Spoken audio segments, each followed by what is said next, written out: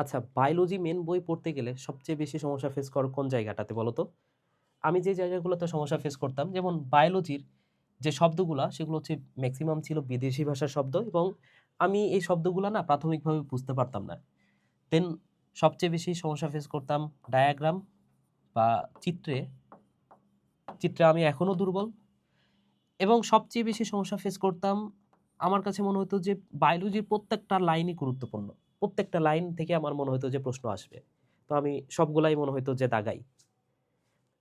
তো এই সমস্যাগুলো তো তোমরাও ফেস করো, তাই না? তাহলে বায়োলজি আসলে কিভাবে পড়া উচিত? মেন বইটা আসলে আমি কিভাবে পড়তাম সেটা নিয়ে আজকে কথা বলবো। দেখো, মেন বই কোনো একটা অধ্যায় পড়ার আগে আমি যে কাজটা করতাম, আমি পড়া শুরু করে দিতাম না। আমি ফার্স্টে হেডলাইনগুলো পড়ে নিতাম। আমি বইয়ের ভেতরে কোনো একটা অধ্যায়ের স্পেসিফিক কি বিষয় আমি পড়তে যাচ্ছি, সেই বিষয়গুলো নিয়ে ফার্স্টে একটা ওভারঅল ধারণা নিতাম। আমি জাস্ট হেডলাইনগুলা ফার্স্টে পড়তাম। অর্থাৎ তোমার ফার্স্ট যে কাজটা হবে, তুমি একটা অধ্যায় শুরু করার আগে ফার্স্টে হেডিং এর অংশগুলা কি নিয়ে পড়বা তুমি সেটা নিয়ে একটা ওভারঅল ধারণা নাও। দেন আমি যে কাজটা করতাম, আমি পুরো অধ্যায়টা একবারে পড়তাম না। আমি ছোট্ট অংশ করে পড়তাম। পোরশন করে পড়তাম। যেমন একটু পরে আমি দেখাবো, একটা বই কিভাবে পড়তে হবে সেটা আমি একটু পরে দেখাচ্ছি। তো তুমি একটা কোন একটা পুরা অধ্যায় একবারে না পড়ে তুমি ধরে নাও যে ৩ থেকে ৪ লাইন করে পড়ো। তুমি যে কাজটা করবা ৩ থেকে ৪ লাইন পড়ো।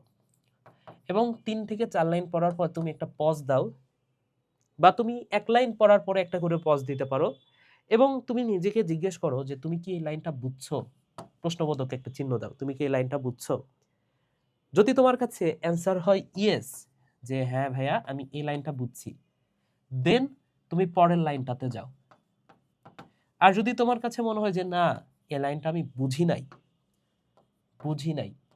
সেক্ষেত্রে তুমি আরেকবার বোঝার চেষ্টা করো, লাইনটা আরেকবার পড়ো এবং বোঝার চেষ্টা করো। যদি না বুঝতে পারো, কিছুক্ষণ চেষ্টা করো। যদি না বুঝতে পারো, তুমি বিভিন্ন হেল্প নিতে পারো। তুমি হচ্ছে তোমার কাছে যদি ফোন থাকে, ChatGPT-র হেল্প নিতে পারো। বা তোমার ফার্স্টে হেল্প নেওয়ার দরকার নাই। তুমি যদি না বুঝতে পারো, সেক্ষেত্রে পরের লাইনে যাও এবং যেই অংশটুকু বোঝো নাই, সেটা তুমি মার্ক করে রাখো। এভাবে যখন তোমার কোনো একটা পড়া শেষ হয়ে যাবে, কোনো একটা অধ্যায় পড়া শেষ হয়ে যাবে, সেই অধ্যায়টা পড়ার শেষে তুমি হয়তোবা ১০ টা সমস্যা পাইছো। এই ১০ টা সমস্যা কিভাবে সলভ করবা? তুমি কাউকে জিজ্ঞেস করতে পারো, তুমি ChatGPT কে জিজ্ঞেস করতে পারো, কোনো একটা ভাইয়াকে বলতে পারো যে, "ভাইয়া আমি তো বুঝতে পারতেছি না।" তুমি আমাকেই বলতে পারো। ঠিক আছে? সো যে অংশটুকু তুমি বোঝো নাই, সমস্যাটা আসলে হয় কোথায়? এই যে বিদেশি ভাষার যে শব্দগুলাই, কঠিন শব্দগুলাতে মেইনলি সমস্যা হয় এবং ওই শব্দগুলাই আসলে বোঝা যায় না। এবং তোমাদের বায়োলজি বইটা না, বিশেষ করে ক্লাস 9 এর যে বায়োলজি বই, 9-10 এর, এই বায়োলজি বইটা এমনভাবেই তারা লিখছে যে মনে হয় যে স্টুডেন্টরা সবকিছু আগে থেকে জানে। জাস্ট মেইন পয়েন্টগুলো লিখে দিলে স্টুডেন্টরা সবকিছু বুঝতে পারবে। তো ওই মেইন পয়েন্টগুলা পড়তে গেলে যেহেতু ডিপ ভাবে লেখা নাই কোনো কিছুই, ওই বিষয়গুলো বুঝতে অসুবিধা হয়। তো তোমার যে কাজটা করতে হবে, যেই অংশটুকু বোঝো নাই সেটা আন্ডারলাইন করে রাখো এবং আগে নিজে বোঝার চেষ্টা করো। যদি নিজে থেকে বুঝতে পারো সেটা সবচেয়ে ভালো। যদি নিজে থেকে কোনোভাবেই বোঝা সম্ভব না হয়, সেক্ষেত্রে তুমি আমাকে জিজ্ঞেস করতে পারো। কাউকে আস্ক করো। এটা হচ্ছে সবচেয়ে ভালো উপায়। তাহলে দেখো, তোমার যে টুকুতে সমস্যা, এই যে বিদেশি ভাষার শব্দ যে অংশটুকুতে সমস্যা হচ্ছে, সেটা তো সলভ হয়ে গেল। ওকে। ডায়াগ্রামের ক্ষেত্রে কি করতে পারো? ডায়াগ্রামের ক্ষেত্রে তোমার যেটা মাথায় রাখতে হবে, বায়োলজি বইয়ের সব ডায়াগ্রাম কিন্তু গুরুত্বপূর্ণ না। এটা তোমার মাথায় রাখতে হবে। সব ডায়াগ্রাম গুরুত্বপূর্ণ না। সব গুরুত্বপূর্ণ না। এটা তোমার মাথায় রাখতে হবে। কিভাবে বুঝবা ভাইয়া কোনটা গুরুত্বপূর্ণ? তুমি যে কাজটা করতে পারো, তুমি একটা টেস্ট পেপার নাও। সব গুরুত্বপূর্ণ না। তাহলে তুমি একটা টেস্ট পেপার নিলা। এই টেস্ট পেপারে দেখো, এখন কোন একটা অধ্যায় খোলো। ওই অধ্যায়ে দেখো যে কোনো চিত্র আসছে কিনা। যদি চিত্রটা এসে থাকে, কোন চিত্রটা আসছে সেটা তুমি হচ্ছে নোট করে ফেলতে পারো। তুমি বইয়ের মধ্যে মার্ক করে রাখতে পারো যে হ্যাঁ, এই চিত্রটা আমার পরবর্তীতে প্র্যাকটিস করতে হবে। এবং ওই চিত্রটা তুমি কিভাবে প্র্যাকটিস করবা? তুমি যে কাজটা করতে পারো, ইউটিউবে চলে যেতে পারো এবং ইউটিউবে লিখতে পারো যে ধরে নাও যে হৃৎপিণ্ড আঁকানোর সহজ কৌশল। তুমি অনেক হাজার ভিডিও পাবা। এর মধ্যে থেকে তোমার কাছে যেটা সবচেয়ে সহজ মনে হবে বা তোমার কাছে যেটা সুন্দর মনে হবে, তুমি সেই চিত্রটা কয়েকবার প্র্যাকটিস করে ওই দেখে ইউটিউব দেখে তুমি শিখে নিতে পারো। আর যাদের চিত্র আঁকানোর হাত ভালো, তারা তো ইজিলি এই জিনিসটাকে ওভারকাম করতে পারবা, তাই না? ওকে। এরপরে আসো সবচেয়ে গুরুত্বপূর্ণ যে পয়েন্টটা, সেটা হচ্ছে গুরুত্বপূর্ণ লাইনগুলা হাইলাইট করো। তো বিষয়টা হচ্ছে যে ভাইয়া আমরা তো সব লাইনই হাইলাইট করে ফেলি, আমার কাছে মনে হচ্ছে যে সব লাইনই গুরুত্বপূর্ণ এবং আমি সব লাইন হাইলাইট করে ফেলি। তো তুমি আসলে কিভাবে বুঝবা যে কোন লাইনটা গুরুত্বপূর্ণ বা কতটুকু আসলে তুমি হাইলাইট করবা? দেখো আমার কাছে বইটা আছে এবং সবচেয়ে বেশি সমস্যা ফেস করি আমরা কোন অধ্যায়গুলোতে বলো তো? এই যে তোমাদের বায়োলজি বইয়ের যে ৪র্থ অধ্যায় জীবনী শক্তি, এই অধ্যায়গুলোতে তো আমরা সবচেয়ে বেশি সমস্যা ফেস করি, তাই না? এই যে এইখানে অনেক ডায়াগ্রাম আছে। যেমন এটা তোমার পরীক্ষার জন্য কিন্তু গুরুত্বপূর্ণ, কিন্তু অনেকে এটা বুঝতেই পারো না। আচ্ছা যাই হোক, এটা ভালো করে বোঝা যাচ্ছে না চিত্রটা। এই যে ৪র্থ অধ্যায়ের যে বিষয়গুলা, এখানে অনেক অনেক বিদেশি ভাষার শব্দ আছে, ল্যাটিন, গ্রিক। তো এই শব্দগুলাই না তোমরা বুঝতে পারো না। যেমন আমি যদি একটা উদাহরণ দিই যে গ্লাইকোলাইসিসটাই যদি আমি দেখি, এখানে আসলে সমস্যাটা ফেস করো কোথায়? তুমি যে কাজটা করো সেটা হচ্ছে এই যে ধাপ ১ গ্লাইকোলাইসিস, এই প্রক্রিয়ায় কোনো গ্লুকোজ জারিত হয়ে কি, কি হয় তুমি জাস্ট রিডিং পড়ে যাও। এবং রিডিং পড়ে গেলেই না তোমার আসলে মনে থাকবে না সবকিছু। তোমার তুমি রিডিং পড়ো ঠিক আছে।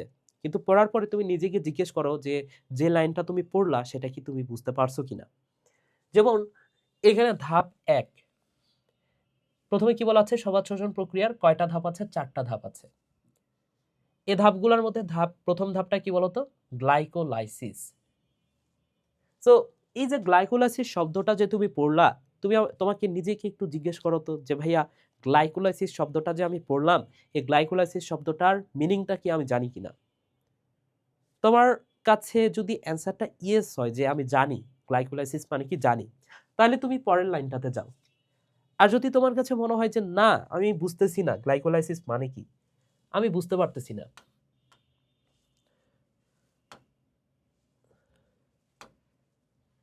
ধরে নাও তোমার কাছে অ্যান্সারটা হচ্ছে নো, তুমি বোঝো নাই, নো। তো সেই ক্ষেত্রে তুমি কি করবা বলো তো? বুঝতে হবে। তাহলে বোঝার জন্য তুমি এখানে এই যে লাল কালার যে মার্কারটা বা হাইলাইটার, সেটা দিয়ে কিন্তু হাইলাইট করে রাখছো। তো তুমি এখন বোঝার চেষ্টা করো। যদি না বুঝতে পারো তাহলে হাইলাইটার দিয়ে তো হাইলাইট করে রাখছো। তুমি পরের লাইনগুলা পড়তে থাকো এবং পরবর্তীতে এরকম আরো কয়েকটা ওয়ার্ড তোমার বের হবে যেগুলোতে তোমার সমস্যা হবে এবং সেই ওয়ার্ডগুলা তুমি আমাকে জিজ্ঞেস করতে পারো বা যে কাউকে জিজ্ঞেস করতে পারো। ঠিক আছে? আচ্ছা, এরপরে তাহলে এই যে গ্লাইকোলাইসিস শব্দের অর্থ কি? এটা তোমার বুঝতে হবে। তাহলে বুঝতে হবে এখানে নামের শেষে আছে দেখো সিস। এই সিস কথাটার অর্থ হচ্ছে প্রক্রিয়া। তাহলে বায়োলজিতে যেকোনো জায়গাতে যদি কখনো দেখো সিস শব্দটা আছে, বুঝে নিবা যে সেটা হচ্ছে প্রক্রিয়া। প্রক্রিয়া। তার আগে আছে লাইসিস। লাইসিস মানে কি? লাইসিস মানে হচ্ছে ভাঙার প্রক্রিয়া। লাইসিস মানে কি ভাইয়া? ভাঙার প্রক্রিয়া। এবং গ্লাইকো বা গ্লুকো। সো গ্লাইকো থেকে মাথায় রাখতে পারো গ্লুকোজ। তাহলে গ্লুকোজ ভাঙার প্রক্রিয়া। তাহলে গ্লাইকোলাইসিস মানে হচ্ছে ভাইয়া গ্লুকোজ ভাঙার প্রক্রিয়া। তাহলে এই যে বায়োলজির এই যে এই টাইপের ওয়ার্ডগুলা যেগুলা শেষে যুক্ত হয় এবং সেটা একটা মিনিং বহন করে, যেমন সিস, সিস মানে প্রক্রিয়া। এই টাইপের কিছু ওয়ার্ড তুমি পড়তে পড়তে শিখবা এবং এই ওয়ার্ডগুলা দ্বারা তুমি নিজেই ওয়ার্ডগুলো অ্যানালাইসিস করার চেষ্টা করবা। বা তুমি যদি গুগলকে আস্ক করো যে এই ওয়ার্ডটাকে একটু অ্যানালাইসিস করে দিতে, তাহলে গুগল কিন্তু তোমাকে সহজেই বা চ্যাটজিপিটি তোমাকে সহজেই এটা অ্যানালাইসিস করে দিবে এবং সেখান থেকে এই টাইপের ওয়ার্ডগুলো তোমার মুখস্থ করে নিতে হবে যে সিস মানে প্রক্রিয়া। তাহলে এরপরে যদি তুমি দেখো ফটোসিনথেসিস, বুঝবা এটা একটা প্রক্রিয়া, তাই না? তখন তুমি নিজে নিজেই কিন্তু প্রশ্নের অ্যান্সারগুলা বা তুমি হচ্ছে নিজে নিজেই এই ওয়ার্ডের মিনিংগুলা বুঝতে পারবে আস্তে আস্তে। আচ্ছা, তাহলে ধরে নাও এই লাইনটা তুমি বুঝছো বা বুঝতে পারছো বা বোঝো নাই, তুমি তো লাইন আন্ডারলাইন করে রাখছো, তাই না? সরি, ওকে। এরপর আসো পরের লাইনটা কি বলছে? এই প্রক্রিয়ায় ১ অণু গ্লুকোজ। তাহলে কত অণু গ্লুকোজ ভাইয়া?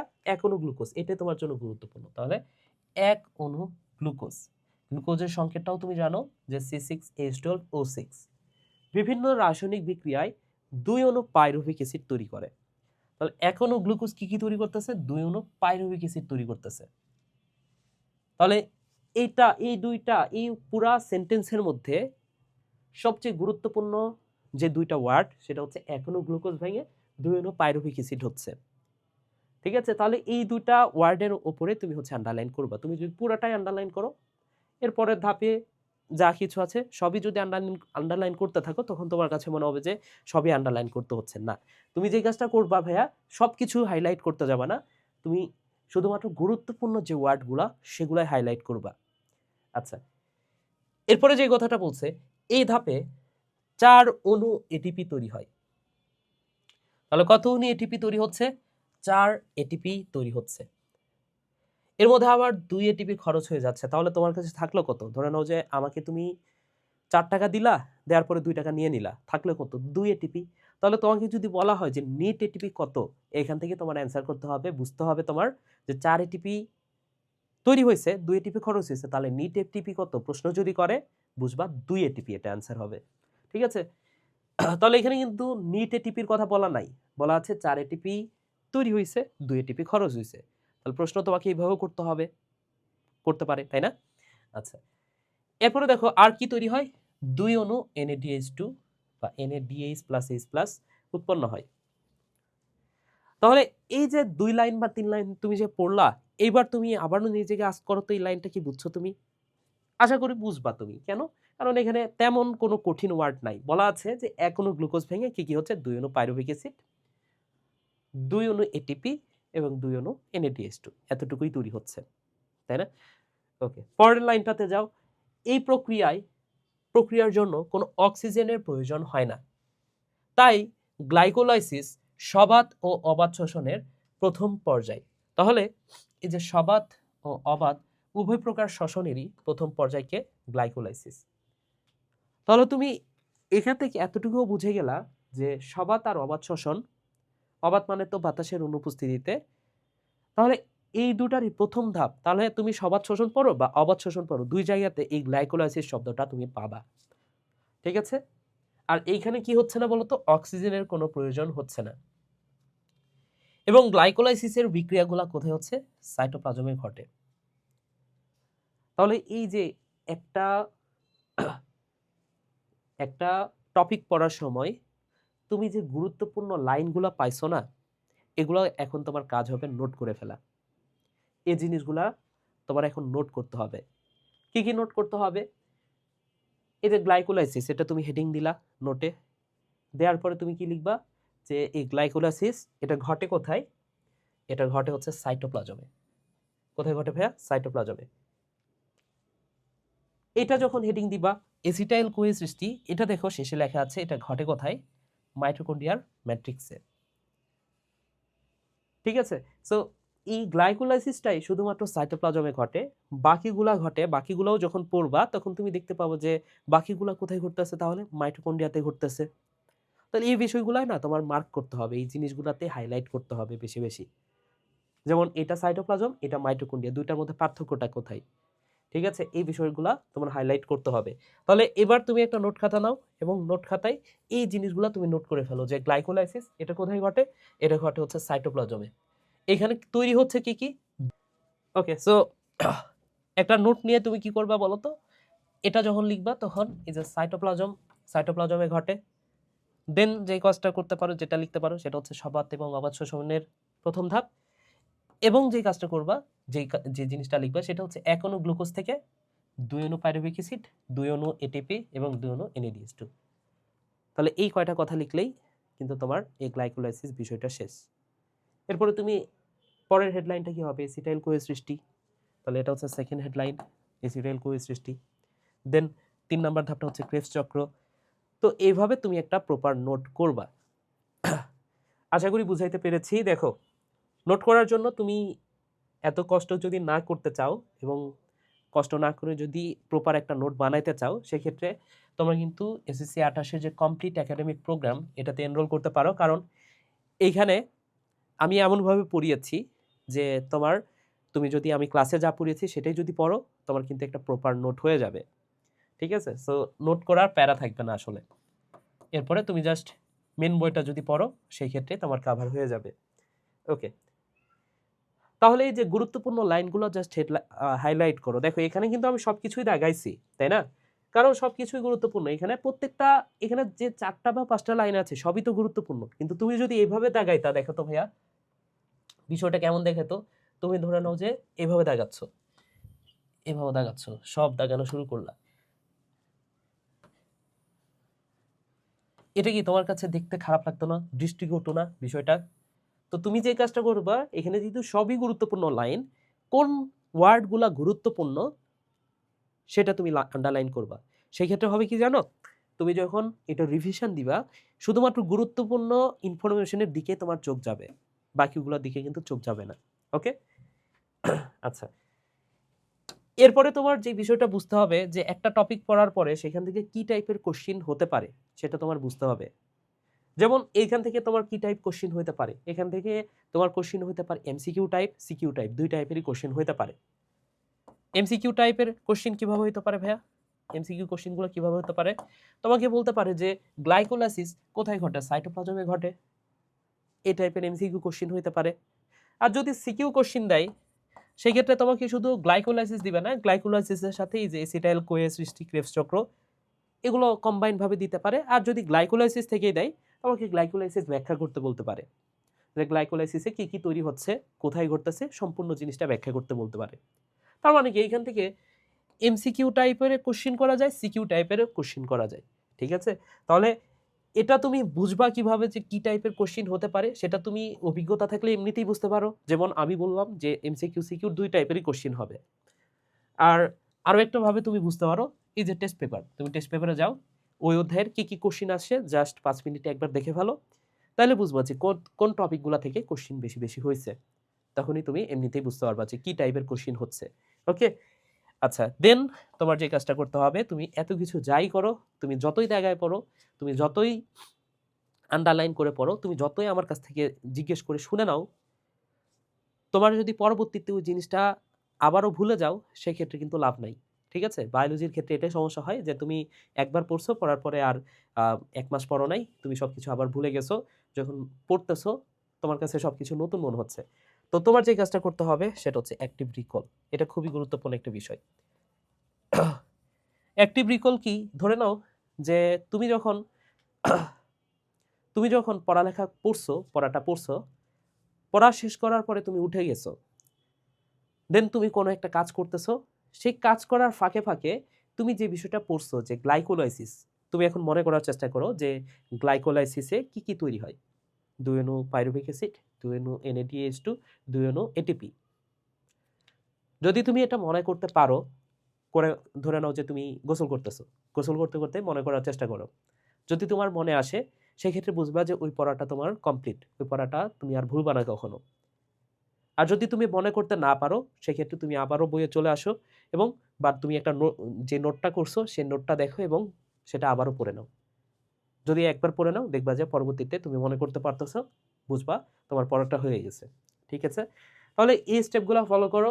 বায়োলজি মেন বই এভাবে পড়ো, এভাবে পড়লে ইনশাল্লাহ তুমি কভার করতে পারবা। ঠিক আছে, আহ তোমাদের জন্য আরো একটা কাজ করতে পারি, সেটা হচ্ছে এই যে ডায়াগ্রামের একটা ভিডিও বানাইতে পারি, কোন কোন ডায়াগ্রাম গুরুত্বপূর্ণ সেটা তোমাদের জন্য আমি সহজ করে দিতে পারি। এবং আরেকটা কাজ করতে পারি, কোথা থেকে এই যে এমসিকিউ সিকিউ হবে, এমসিকিউ না সিকিউ এর বিষয়টা, এটা অনেকে বুঝতে পারতেছো না যে সিকিউটা আসলে কোত্থেকে করতেছে। তো পুরা বইটা আমি অ্যানালাইসিস করে পুরা বইয়ের কোন কোন টপিক তুমি পড়বা সেটা কিন্তু আমি তোমাদেরকে বলতে পারি। ঠিক আছে, তো এই ভিডিওটা চাও কিনা তোমরা কিন্তু কমেন্টে জানাতে পারো। তো ভিডিওটা এখানে শেষ করছি, সবাই ভালো থাকো, সুস্থ থাকো, টাটা।